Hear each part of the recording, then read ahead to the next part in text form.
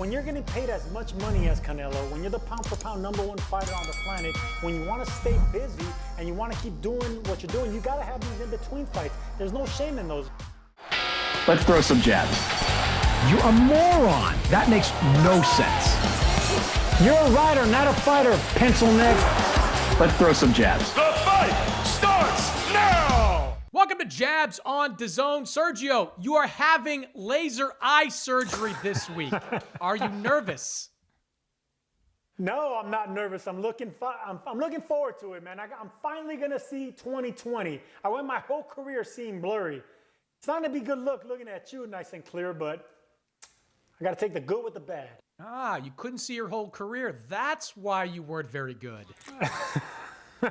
I knew that was coming. We start with Canelo Alvarez. The pound-for-pound star will defend his titles against mandatory challenger Avni Yildirim on February 27th on Dazn. This will put Canelo back in the ring just 10 weeks after defeating Callum Smith to become the unified super middleweight champion. Sergio, what do you make of this decision by Canelo? I love it. I love it, man. He's staying busy. He's working. He's doing what he does best, and he's staying active. He's going to be on pace to hopefully fight 3 times this year, which is rare for superstars nowadays. But Yildirim is to Canelo what Zerameto was to Triple G. It was a mandatory. You want to keep your belts, you want to fight your mandatory. It's a stay busy fight. Every champion has them. Look at what Joshua just did with Pulev. Stay busy, stay working, stay knocking out opponents. Yeah, people can criticize Yildirim. I mean, we're not going to sit here and say that Yildirim is this monster threat to Canelo Alvarez. He's been off for 2 years. His last fight was a technical decision loss to Anthony Durrell. His other high-profile fight was a knockout loss to Chris Eubank Jr. So Canelo will justifiably go into this fight as a massive favorite. But it is one of what is expected to be at least 3 fights in 2021.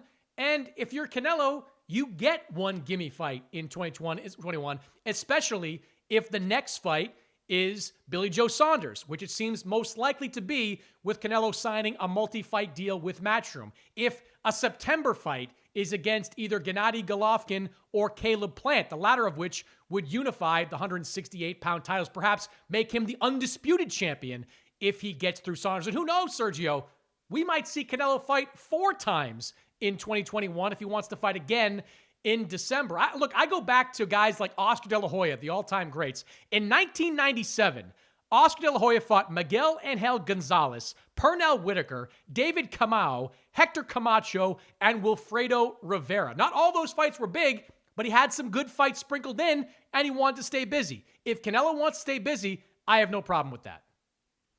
I have no problem with it either, especially coming off his almost 1-year layoff. So when you're getting paid as much money as Canelo, when you're the pound-for-pound #1 fighter on the planet, when you want to stay busy and you want to keep doing what you're doing, you got to have these in-between fights. There's no shame in those. You just mentioned these names. Out of those names you just mentioned, some of them were mandatories, and even Oscar De La Hoya did it. So I'm totally fine with it. And if we're going to get to see Canelo 4 times this year, that's a lot of money for Canelo. Not only that, but it's staying busy and a lot of boxing for boxing fans. Canelo's the biggest star in the sport. The more Canelo, the better for boxing.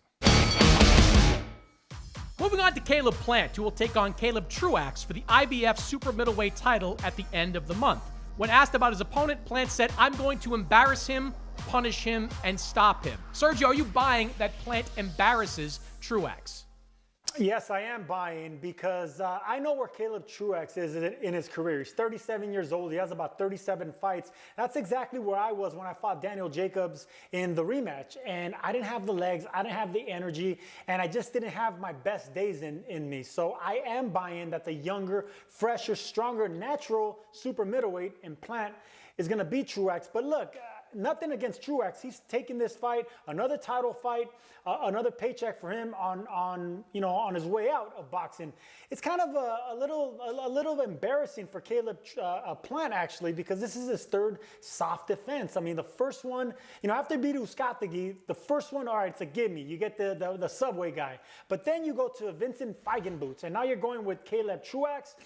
I don't know, man. So it's kind of looking more bad for Plant, but it's a win-win for Truax. Look, Plant has that IBF belt, and having that is currency because he knows Canelo wants it, and the longer Plant holds on to it, the better chance he's going to have of facing Canelo and getting that big payday that comes with it. But if you're Caleb Plant, you can't sit there and say, I'm better than Callum Smith. I'd put on a better performance than Callum Smith because we haven't seen it, at least not against high-level opponents. To your point, his third title defense, and this should be a massive blowout. He hasn't faced anyone even close on the second level below Canelo Alvarez. I don't know how you can have any confidence at this point that he'd go into a fight with Canelo and have any shot of winning. What Caleb Plant needs to do is go into this fight, get a big win, fight on Fox, get the exposure, and then demand a fight with David Benavidez. That is a risky fight, no question about it. Benavidez is a tough, power-punching 168-pounder. He could beat Caleb Plant. But if you beat Benavidez, not only do you have a mandate to face Canelo because you beat another A-level fighter, but you know what they say, iron sharpens iron. And Caleb Plant will be better equipped for the challenge that is Canelo Alvarez if he beats David Benavidez.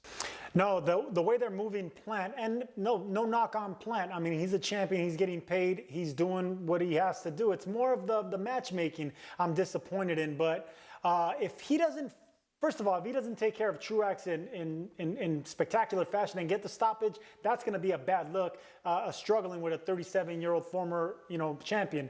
But after this, if he doesn't fight somebody big, if he doesn't cash out with Canelo or take a risk with Benavidez or even a BJ Saunders or someone like that, then it's a bad look, and we're going to start looking at Caleb Plant in a different way as a super middleweight champion. Yeah, but he's not going to get those guys, Sergio. He's not going to get Billy Joe Saunders. He's not going to get Canelo because unless something dramatically changes in the next 3 months, those two are going to fight each other in May of this year. And that leaves Caleb Plant looking around. And the only place to look is at David Benavidez. I mean, really, there's not much reason those two aren't fighting right now. David Benavidez doesn't have a fight. He's been calling out Caleb Plant. Caleb Plant has been trash-talking Benavidez. Let them fight on pay-per-view. Or if a Fox or a Showtime wants to put up enough money, let them fight on network TV. It just, if he gets through Truax and it's not Benavidez, I don't know what we're doing here. I don't know what anyone's paying for to watch Caleb Plant fight anyone but David Benavidez. I'm with you. I'll be highly disappointed as well, Mannix.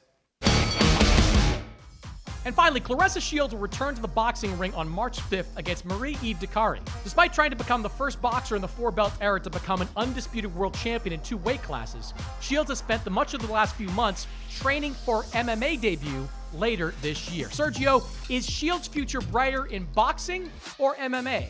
I mean, boxing is where she has her resume. That's where she made her bones. A 2-time Olympic gold medalist, the undisputed champion. People know her as a boxer. For her to become a mixed martial artist, it's a big risk, and it's not even a big reward. We know that boxing pays more than mixed martial artists. So if she was dissatisfied with boxing, she's going to be a lot more disillusioned when she goes and puts these 4-ounce gloves on and starts wrestling on the floor. And that's another thing. We saw what happens when great boxers, go and fight mixed martial arts. Once they get on their back, they have no clue what to do. So it's just a bad look, and I don't think it's worth the reward for Claressa Shields to do that.